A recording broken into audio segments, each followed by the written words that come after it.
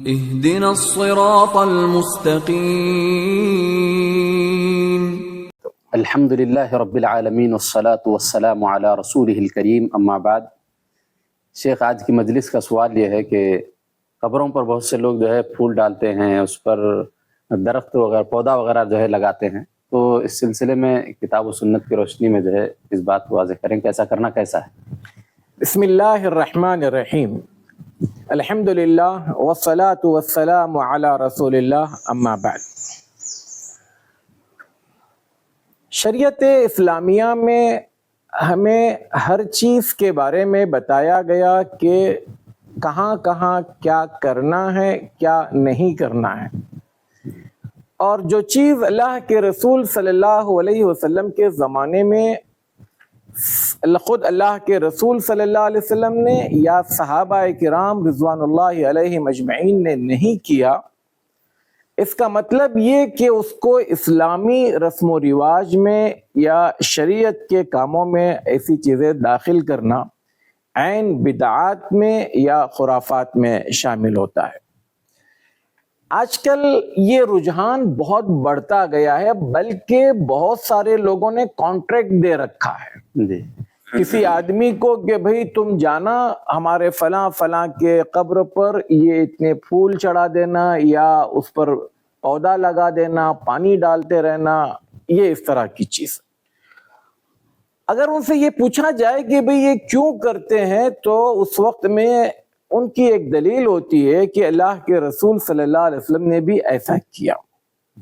اصل میں ہوا یہ تھا کہ اللہ کے رسول صلی اللہ علیہ وسلم ایک مرتبہ دو قبروں کے پاس سے گزرے، اور آپ صلی اللہ علیہ وسلم نے فرمایا انہما لیعذبان، یہ دونوں عذاب میں مبتلا ہیں، انہیں عذاب دیا جا رہا ہے۔ اور اس کی وضاحت کی وما یعذبان فی کبیر، اور انہیں جو عذاب دیا جا رہا ہے ان کا کوئی بہت بڑا جرم نہیں تھا، بلکہ ان میں سے ایک کا جرم یہ تھا کہ وہ پیشاب کرنے کے وقت میں چھینٹے جو اڑتے ہیں اس سے اپنے آپ کو بچاتا نہیں تھا، مطلب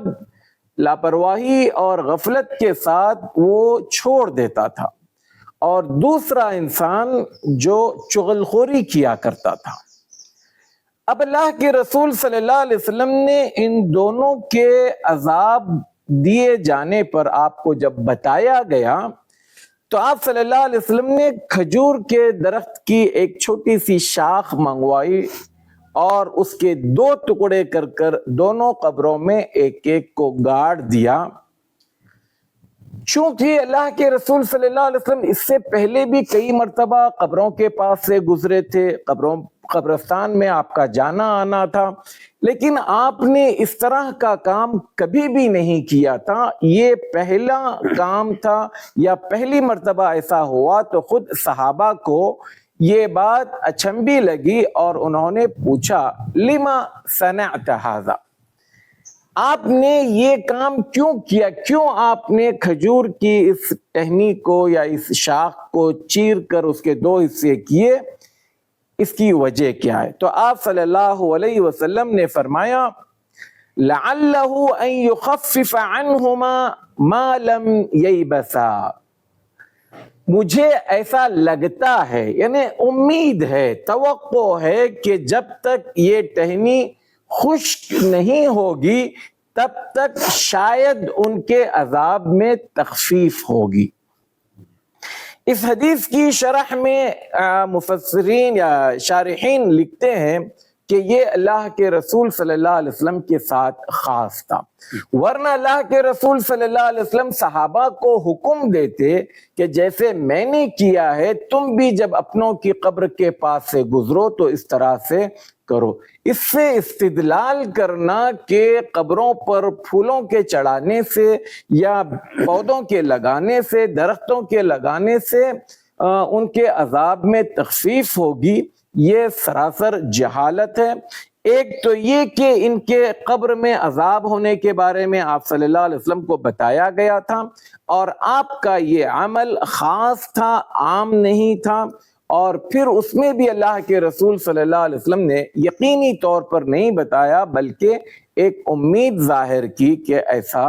ہو سکتا ہے کہ ان کے عذاب میں تخفیف ہو، لیکن چونکہ یہ کام بعد میں صحابہ نے نہیں کیا، لہٰذا ہمیں بھی اس طرح کے کام سے گریز کرنا چاہیے۔ یہ خواہ کی فضول خرچی ہے کہ آپ مہنگے مہنگے پھول جو ہے جا کر اس کی چادریں، پھولوں کی چادر قبر پر بچھائیں، جس کا کوئی فائدہ نہیں ہے۔ جو چیز قبر والے کو فائدہ پہنچا سکتی ہے وہ ہماری دعا ہے، اور اس کے حق میں استغفار کرنا ہے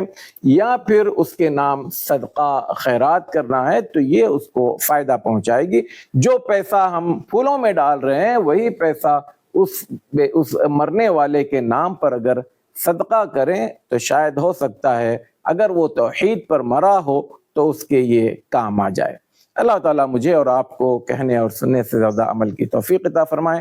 آمین۔ السلام علیکم ورحمۃ اللہ وبرکاتہ۔